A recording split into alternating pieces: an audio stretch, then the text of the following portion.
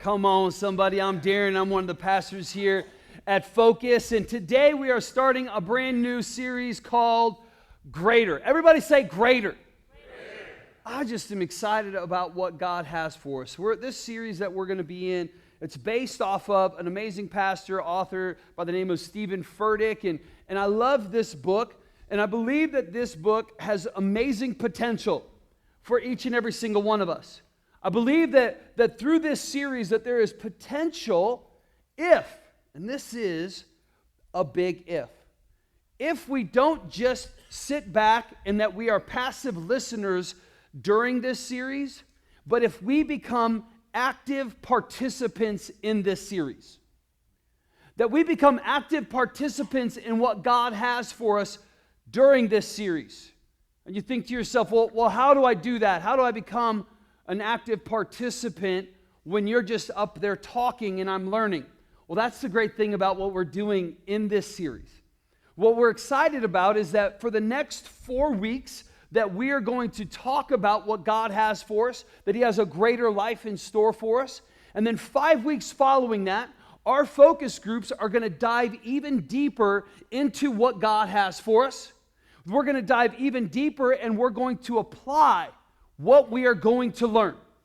We need to actually apply it to our lives and we need to become active participants in what God has for us. Don't just sit back. Don't just wait for it. Become a participant, because I believe that if you become an active participant in this, that you are going to be part of a movement of God. Amen. Let me ask you this question. Anybody in here want to be part of a movement of God? Yeah. Come on, somebody. Then let me encourage you. For the next 4 weeks, lean in. Lean in and be anticipating every single week. God, I know you have something for me. I'm not trying to manufacture a movement. I know that my God is already on the move, and I'm just going to catch the wave and be part of it. My expectation is to be part of this. My hope for you is that you will have an expectation to say, you know what? Enough is enough. I'm done chasing after everything, and I'm ready to just be part of a movement. That's what my hope is for you. But you have to make the choice yourself. My hope is that you will, but you have to make that choice yourself. If you've been around our church for any period of time, or if you're just getting new to our church, let me just say to you that we're so excited that you're part of what God is doing right here. And if you're here for an extended period of time, I'll tell you what, there's going to be a verse that you hear us talk about a lot, and that is John 10:10. One of my favorite scriptures in all of the Bible. Jesus said this. He said, you know what? The thief has come to kill, steal, and destroy. He said, but I have come. And Jesus gives us His purpose for coming right here in this statement. He said, I have come to give you life. Come on, somebody. He has come to give you life. And not just any kind of life, not just the simple kind of life. He has come to make it the kind of life that you have to the full. Anybody want to have a full life, right? But here's the thing, like the way that this is translated in the NIV, it doesn't even do it due diligence. Because the original language, that the word that is used there is parasos. Somebody say parasos today. Love that word parasos, man. I love it so much because I love Chick-fil-A and I love the Chick-fil-A sauce, and one sauce doesn't do it. You need a parasos. Come on now. So I love that word. And that word, when it's translated, means exceedingly and abundantly. The kind of life that God has planned for each and every single one of us. Hold on a second. It's not just a dream. It is the purpose that Jesus had to come and give you a life that is exceedingly and abundantly more than you can ever reach on your own. Exceedingly and abundantly more than the American dream. Exceedingly and abundantly more than you can even handle. That it overwhelms you and overflows to all those around you. It is so full that it overflows to the world around you. That's the kind of life that God has planned for each and every single one of us. Come on now. Now, here's the question that I have for you, though. Is that the kind of life that you're experiencing? Is that the kind of life that you're living? Exceedingly and abundantly more. See, I want to say this in the most challenging and love-filled way that I can. I don't want you to feel like there's condemnation or guilt that's involved in it, but I want to say it strongly so that you can grasp hold of it and understand that this comes from a very loving and a challenging way. Let's stop talking about a Parasos life and let's start living a Parasos life. Let's stop talking about it and let's start living it. See, because my fear for all people, but my fear more for people who have said yes to Jesus and become a follower of Jesus, my fear for each and every single one of you is this, is that you are not in danger of ruining your life, you're in danger of wasting it. I believe that we have just got to the place where we just settle. Well, it's just what it is. It's what life is. A Parasos thing that you're talking about that? Because here's the reality. Is for us to actually begin to experience Parasos, for us to experience the life that God has for us, exceedingly and abundantly more, it's available for each and every single one of us. But it requires something. It requires you to change. It requires you to change. The movement of God will require you to change your life. See, the reason why I believe that we're too busy talking about the Parasos life, that we're too busy dreaming about the Parasos life, that we're asking for it, but here's the reality, is that what we're really truly asking for is just different results. God, give me different results for the way that I'm still living.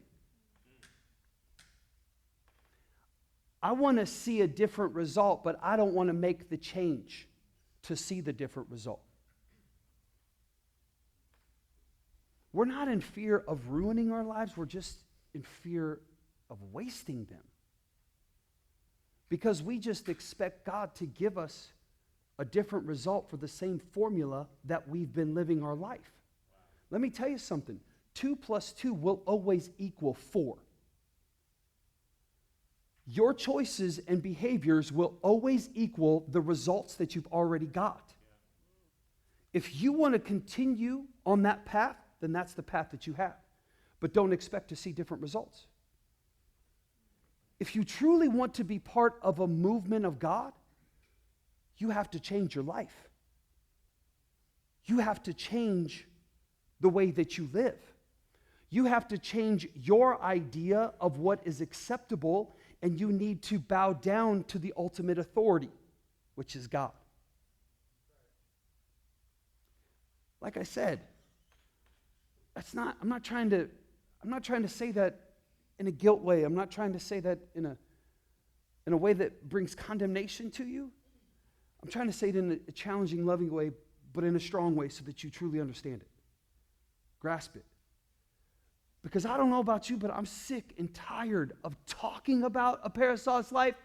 I want to experience a Parasos life. Not just in my life.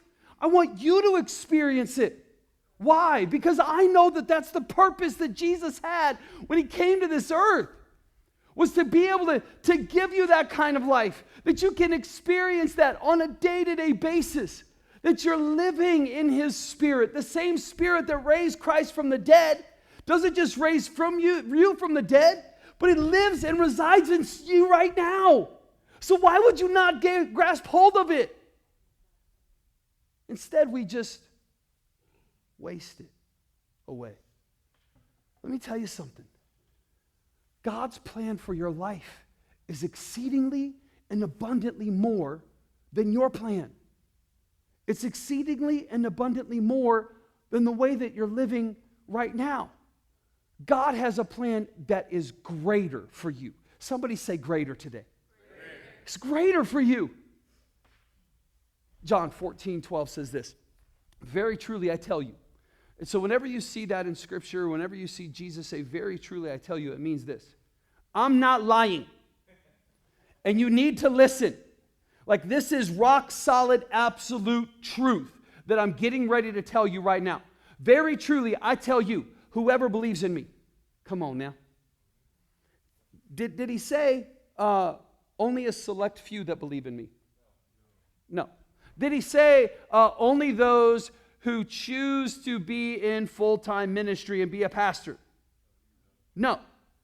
This is available to every single person that says yes to Jesus. What? This kind of life. Whoever believes in me will do the works I have been doing, and they will do even greater. Somebody say greater today. Greater things than these. God has in store for us a greater life. But yet we find ourselves just settling. Because I think that what happens is that we either settle or we become completely frustrated. I don't see this happening, and so I'm either settling or I'm getting frustrated. And why am I settling or why am I getting frustrated? And I believe it's because of the mindset that we have. The mindset that we have will cause us to either settle or it will cause us to get frustrated. And there are two different mindsets. The mindset that will get us to a place where we just settle is a mindset of just simply good enough. That we settle for just good enough. What do I mean by good enough? It means that we're just surviving.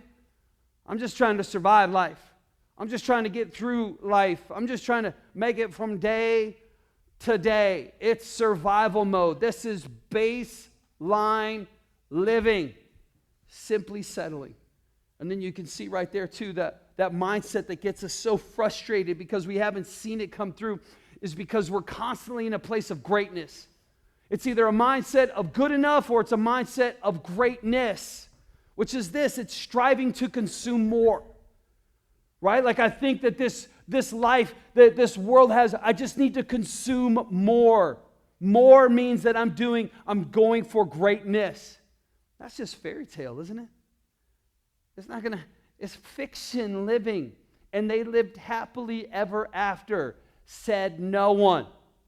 Right? But yet that's what we're spoon-fed since we were little kids. And so we have this idea of greatness, and it leaves us in a place where we are constantly frustrated.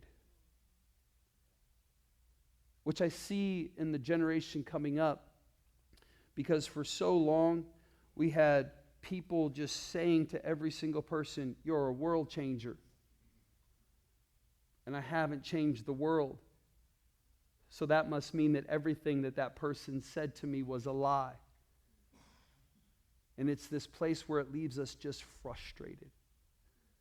Either I'm settling for good enough, or I'm frustrated because I haven't seen greatness happen in my life.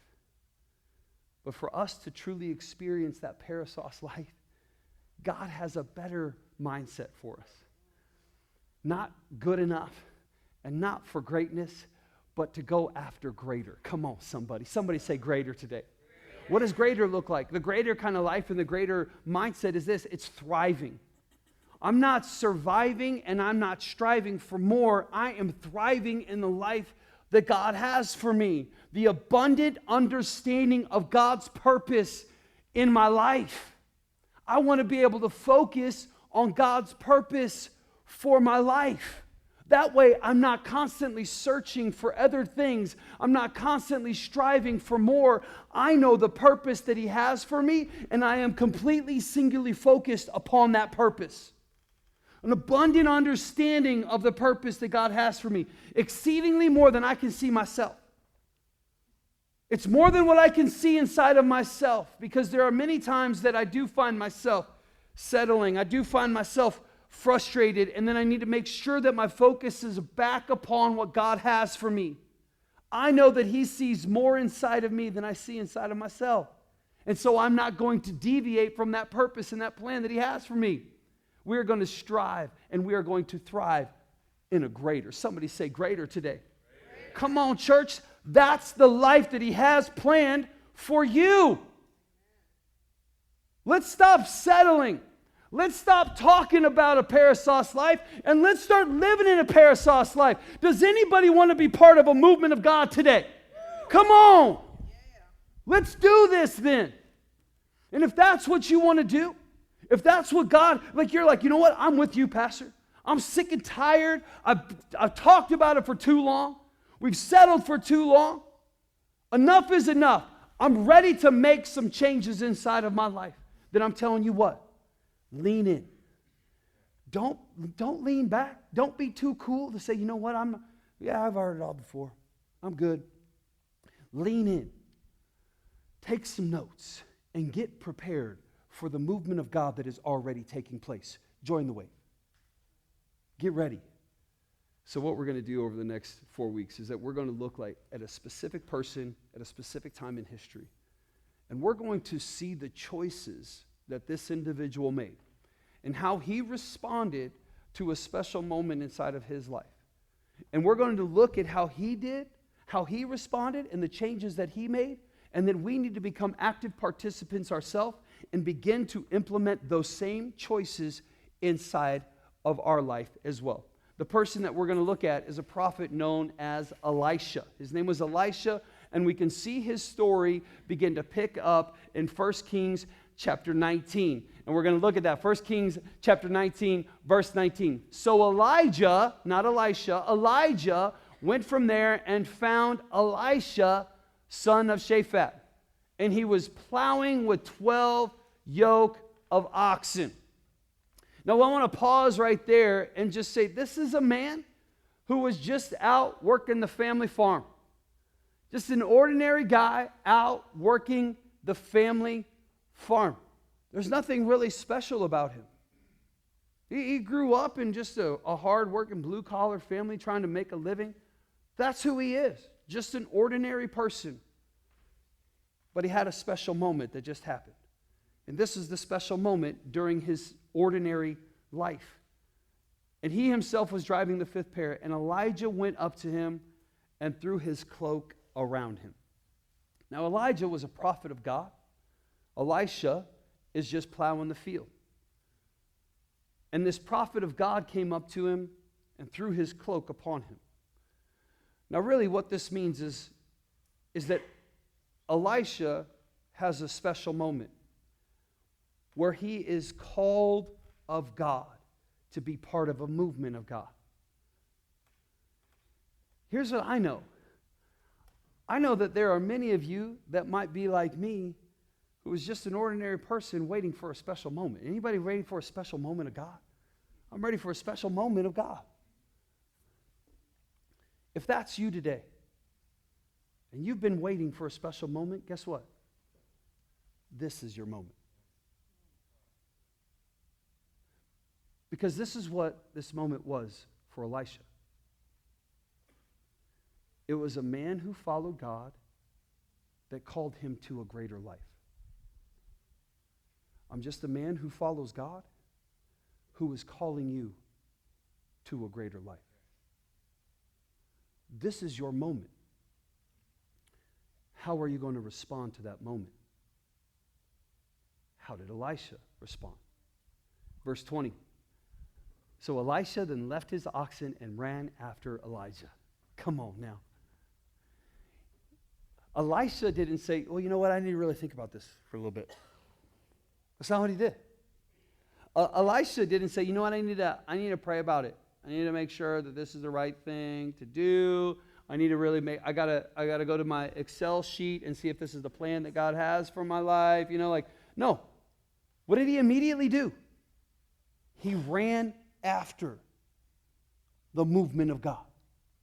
He ran after the moment presented itself, and he ran after that moment. Your moment is right now. How are you going to respond? You going to sit back or are you ready to run? Anybody ready to run today? I'm ready to run after what God has for me. When there's a calling, I am already prepared. I am already prayed up. And when the moment presents itself, I'm ready to run. My hope is that you're ready to run today. If you want to be part of the movement, you got to get moving. Start running. Follow what Elisha did and start running after what God has for you. The moment is right here. How are you going to respond? And he says, let me kiss my father and mother goodbye. And he said, and then I will come back to you. Go back, Elijah said. What have I done to you? Right? What's the big deal? He was waiting to see if there was truly movement inside of Elisha. And then something very powerful happens. Elisha runs after him, and then he makes another choice. Verse 21. So Elisha left him and went back, and then he took his yoke of oxen and slaughtered them. Man, that's a word right there, isn't it? That just puts a picture in my mind. Anybody? You're like, it didn't until you just said it, right? Like, he slaughtered the oxen. Man, that is a mess right there. Well, how about he got rid of the oxen? That's a little bit. He slaughtered the oxen. And then he burned the plowing equipment to cook the meat, and he gave it to the people, and they ate.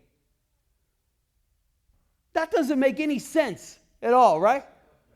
Like that, you could have done something different, like in that moment with all of this equipment, right? Like you could have taken the oxen, and like there were 12. It said that there were 12 sets of oxen that were around, and there were 12 other people, right? Like, and so why didn't you just say, hey? I've got these oxen that I'm not going to be using anymore. Do you want them? And I would have been like, yeah, thanks for the blessing, right? Like, did you have to slaughter them? You know? Or what about even the plowing equipment? Like, that's expensive stuff at that time, right? Why couldn't you have donated that to Goodwill or something, right? Like, there's got to be some migrant worker that would love to be able to have that plowing equipment. This seems really extreme. And it is. It absolutely is an extreme moment for him. And it makes no sense on a practical level, because slaughtering his oxen and burning the plows, that has no practical value at all to him or anybody else. But spiritually, it's everything. There's no practical value, but spiritually, it meant everything. The way that he responded is he burned the plows. The way that I hope that you respond today is that you're going to burn your plows. Somebody say, burn your plows. My hope for you today is that you're going to run after the moment that has already presented itself right here and right now, and not only run after what God has for you, you're not only going to run after the movement of God, you're going to run as if there's nothing left to run back to. Burning the plows leaves you nothing left to run back to. You're going to leave your life of comfort. You're going to leave your life of security. And God, I'm going to completely trust in what you have for me. I'm ready to burn my plows. Somebody say, burn your plow. How are you going to respond? I'm sick and tired of talking about a Parasauce life. I'm ready to experience the Parasauce life. And I'm going to here to tell you that if you want to experience the Parasauce life, you got to burn your plows. You got to run after the movement, and you can't leave anything behind. There's no choice that we have. I'm leaving the old life, and I'm going after the new life that God has for me. You got to burn your plows. Well, what does your plow look like? Right? Because I don't have any oxen or burning plows. What does your plow look like? Your plow might be the job that you have that is completely and utterly away from the purpose that God has for your life. It's your plan, not what God's plan is. And you've settled to just follow your plan. Maybe you need to burn the plow and you need to quit your job. You tell me to quit my job? Yeah. If it doesn't fall into the plan and purpose that God has for you, quit your job. Because I'm here to tell you that if you're going to, there is no way that God is going to leave you hanging. He is going to bless you when you finally make the choice to burn that plow. Leave it. What's the plow for you? Maybe it's the approach and the attitude that you have in the job that you're currently in and the one that God has for you. But your attitude is so poor that you can't fulfill the purpose that God has for you in that place. You need to burn that plow of your attitude. What's the plow that you have? Maybe it's the choice that you have made the choice to continually bring up your spouse's past. You keep using it against them over and over and over again to manipulate them, to make sure that they feel the guilt, to make sure they feel the hurt that they caused you. You're never going to experience the kind of relationship and marriage that God has for you until you burn that plow. What's your plow? Maybe your plow is the friends that keep dragging you back to the same old sin that has kept you in bondage for so long. You get into a place like this and you sing about freedom and you're excited, and that lasts for 24 hours until you find yourself hanging out with the exact same people that have brought you back to the exact same place that you've experienced over and over and over again. It's time for you to leave them. If you want to have the Parasos kind of life, stop talking about it. Start doing something about it. You got to change.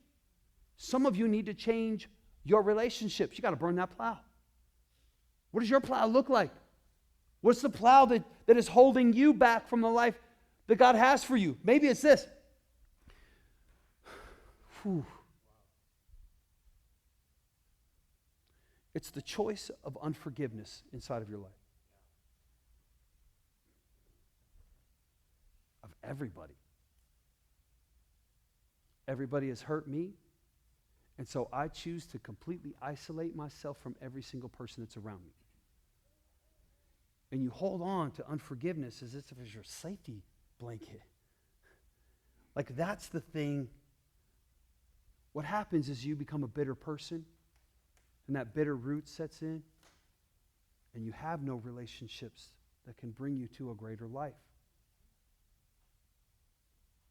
What's your plow? I think for so many of us, in the culture that we live in the places that we live in the communities that we live in, our biggest plow is a life of comfort. It's a life of safety. It's a life that leaves us in a place where we never have to trust God for anything. I got it. I'm good. And you've held on to that. And you can never experience the greater things of God because you've settled for your own comfort and your own safety. I'm sick of talking about it. I'm sick of talking about a Parasos life. I'm ready to live a Parasos life. I'm ready to live a greater life. You got to burn your plow. Somebody say, burn your plow. Here's what I'm telling you today. If you want to be able to take hold of what God has for you, you got to give up what's holding you back. To grasp hold of the future, you got to let go of the past. To grasp hold of the life that God has for you, you got to let go of the life that you've been living. It requires change. It requires action. Don't just be a passive observer. You need to be an active participant. It requires a cost of you. It absolutely requires a cost. And my hope is that you will look at the cost. Because here's the reality, is that there really is a risk There really is a risk for reaching for greater, but the real risk isn't reaching for greater. The real risk is staying stuck in the life that you have. See, that's the real risk that comes around. When we look at the cost, too often we're looking at the cost of what we have to sacrifice to get to greater. Oh, I don't know if I can do that. That cost is too high. But the cost of not going after it is even greater than the cost of reaching after greater. Too often we find ourselves stuck in that mindset. We got to start to think about, what is it going to cost me if I don't reach after greater? Because that's the life that many of us choose, and that's the life that somebody who was running after greater chose as well. See, Mark chapter 10, there's a man, young man. Young man ran up to him. Come on now. How did he respond? He responded in the first way, the same way that Elisha did. He started running. He was running. I'm running after Jesus. I'm running after a special moment, right? I'm running after this special moment. That's the exact same thing that Elisha did. That's the same thing that many of us have done. We're like, man, I'm running after it. I'm here on church. I'm at church during fall break. Come on, doesn't that get some credit, right? Some of y'all are like, oh, that's where everybody's at. Yes, fall break season. Can't wait till it's over and done with, man. You're running after it, but then God has something else for you in store for you. He says, good teacher, what must I do to inherit eternal life? What must I do to experience Parasos? What must I do to experience the greater life that you have for me? And Jesus responds to him and he says this. He says, hey, you know the commandments, right? Like some of you in here, you're like, yeah, I know Scripture. I've read Scripture. I know what that's like. You shall not murder. You shall not commit adultery. You shall not steal. You shall not give false testimony. You shall not defraud. And you should honor your father and your mother, right? Students, I'm going to highlight that last one. Parents, you can thank me later, okay? Honor them, right? This is the way that you should live. You want to have a greater life? Jesus says you should do these things. Follow the commands that I've already given you. And some of you might be in the place, just like what the young man said. He was like, cool. I've done those things. Fantastic. I should be able to experience the greater life that you have for me, right? And then Jesus says, okay, great. Now I'm going to push you just a little bit further. Jesus looked at him and loved him. Remember what I said. It's not out of condemnation or guilt, but it is a challenge in a loving manner that there's something greater in store. And he said, one thing that you lack.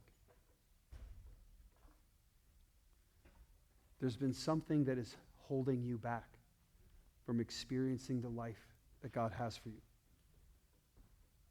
There's one thing that you lack today. You need to go and sell everything.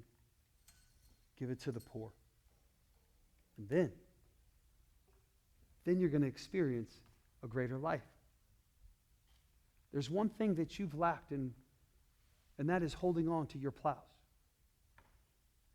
The one thing that you've lacked is that you've said, I trust you on a Sunday morning, but I'm going to trust myself on Monday.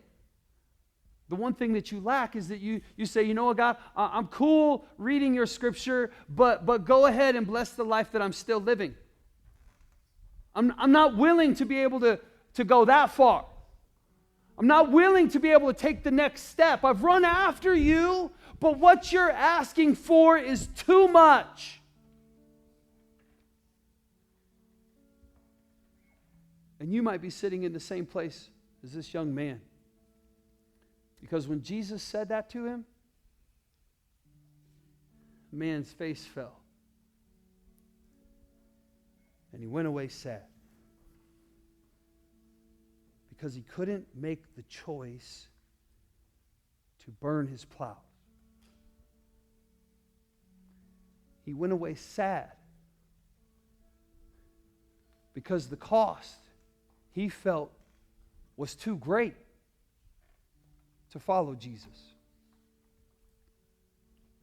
But I'm here to tell you that the cost of not burning your plows is even greater.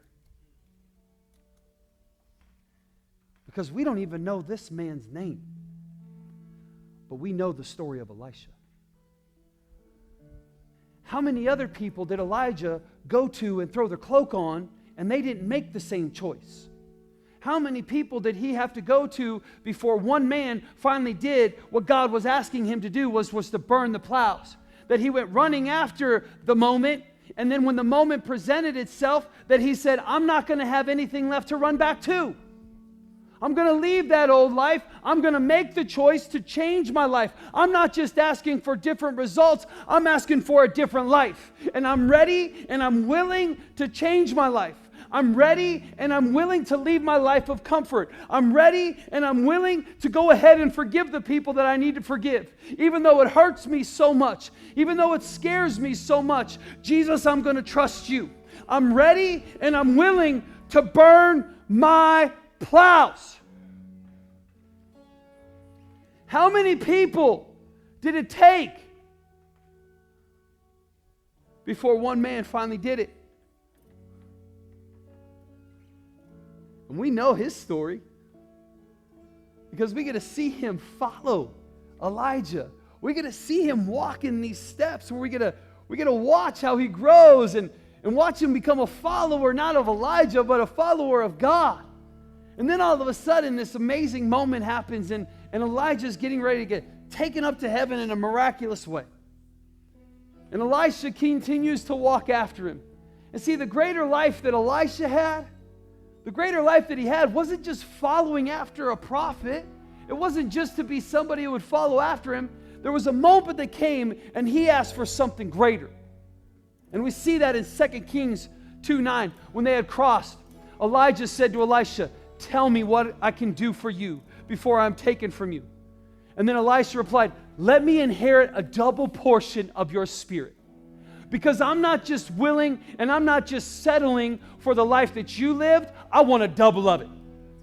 I want a double of that portion. I'm not just looking at settling for good enough.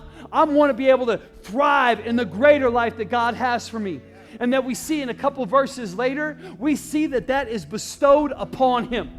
That there is a greater blessing in store for Elisha. There is a greater blessing in store for you. That there is greater faith in store for Elisha. There is greater faith in store for you. That he got to walk in the greater authority of God. And all who believe in him can walk in that authority. Why are we settling for good enough? And why are we frustrated in greatness when what God has for us is thriving in a greater life? That's the plan that he has for you. That's the plan that he has for me. But here's what I know. I know that change is so difficult, even when it's obvious.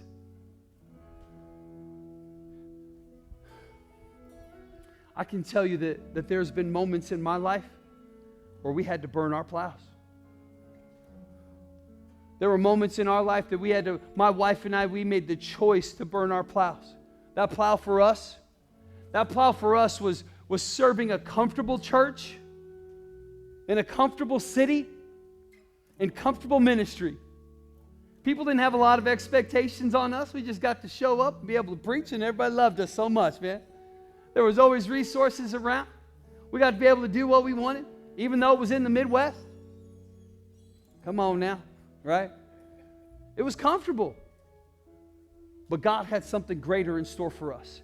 And we burned the plow and we moved out to the middle of the desert so that we could start a church where we're setting up chairs and setting up stages and that we have lighting issues every single week. Come on now. And it is greater than anything that we could have ever imagined. I'm telling you, it is greater. I'm telling you, it's not just me, but I know that Pastor Jonathan, that burning the plows for him meant that he was going to leave the business world where he was making a great living. And he said, God, I know you have something greater in store for me. And he left all that behind. And now he's in a place where he has to completely and utterly depend upon God.